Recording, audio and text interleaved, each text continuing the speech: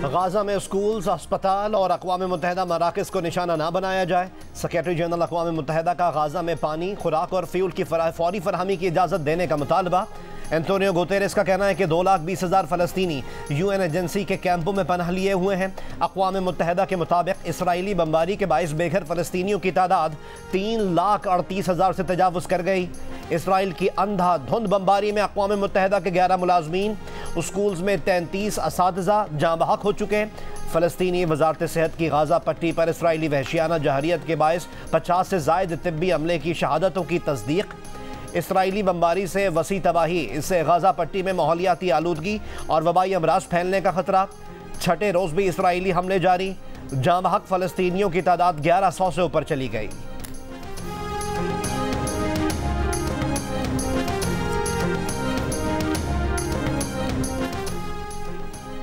Gaza की पट्टी पर बमबारी से हमास बहरी फोर्स के सीनियर रुकन मोहम्मद अबू शमाला मारे गए। इसराइली फ़ौज का दावा। इसराइली फ़ौज ने अबू शमाला के घर पर फ़ज़ाई हमले की फुटेज भी जारी कर दी। कहा कि इसराइली जंगी तैयारे ने रफ़ा में अबू शमाला की रिहाइशगाह को मिसाइल से निशाना बनाया। दीगर ज़राए से इसराइली बमबारी में मोहम्मद अबू शमाला की शहादत की तस्दीक नहीं हो सकी। इसराइली फ़ौज ने हमास के हमलों में हलाक अपने मज़ीद 31 फ़ौजियों के नाम जारी कर दिए। अब तक 220 ऑफिसर्स और अहलकारों की हिलाकत की तस्दीक। 6 रोज़ के दौरान हलाक इसराइलियों की तादाद 1300 तक जा पहुँची। अमरीकी वज़ीर ख़ारजा एंटनी ब्लिंकन इसराइल पहुँच गए।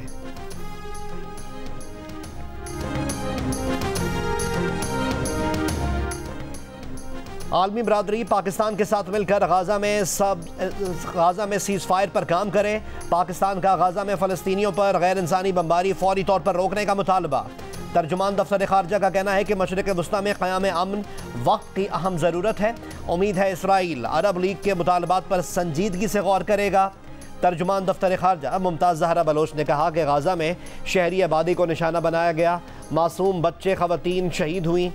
निहत्ते फ़लस्तीनियों पर इसराइल की तरफ से ज़मीन तंग की जा रही है। मकबूजा कश्मीर में भारत की इंसानी हुकूक की संगीन खिलाफ वर्जियों की भी मज़म्मत। साबिक़ वफाकी वज़ीर कानून सेनेटर आज़म नज़ीर तारड़ का प्रैक्टिस एंड प्रोसीजर एक्ट पर सुप्रीम कोर्ट के फैसले का खैर मकदम।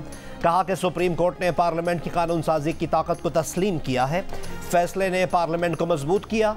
जियो न्यूज़ से गुफ्तगू में कहा कि पार्लियामेंट इलेक्शन एक्ट कानून साजी के बाद मियाँ मोहम्मद नवाज शरीफ और दीगर लोग जिन्हें ताहयात नाअहल किया गया वो अहल हैं।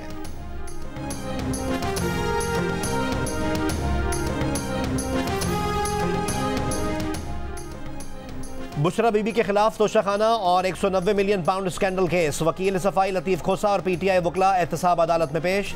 नैब प्रोसिक्यूटर की जानिब से गिरफ्तारी से मुतालिक आसिफ अली जरदारी केस का हवाला दिया गया। कहा कि कहीं नहीं लिखा कि मुलजिम को गिरफ्तारी के हवाले से आगाह किया जाए। वकील लतीफ़ खोसा ने कहा कि गिरफ्तारी पर नैब को छुपन छुपाई नहीं खेलनी चाहिए। अगर गिरफ्तारी मतलूब नहीं तो बुशरा बीबी की ज़मानत कन्फर्म कर दें। एहतसाब अदालत ने दलाइल सुनने के बाद बुशरा बीबी की गिरफ्तारी के नुक्ते पर फैसला महफूज कर लिया। शिकारपुर के कच्चे के इलाके कोट शाहू से पुलिस एहलकारों का अगवा संगीन मामला है।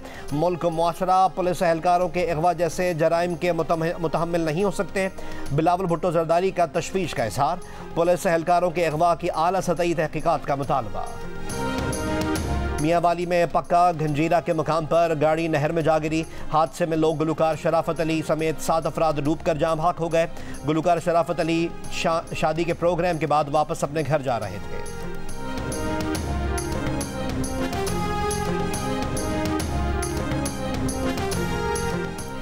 और क्रिकेट वर्ल्ड कप में आज जनूबी अफ्रीका और ऑस्ट्रेलिया मध्य मुकाबिल होंगे। ऑस्ट्रेलिया ने टॉस जीतकर फील्डिंग का फैसला किया है।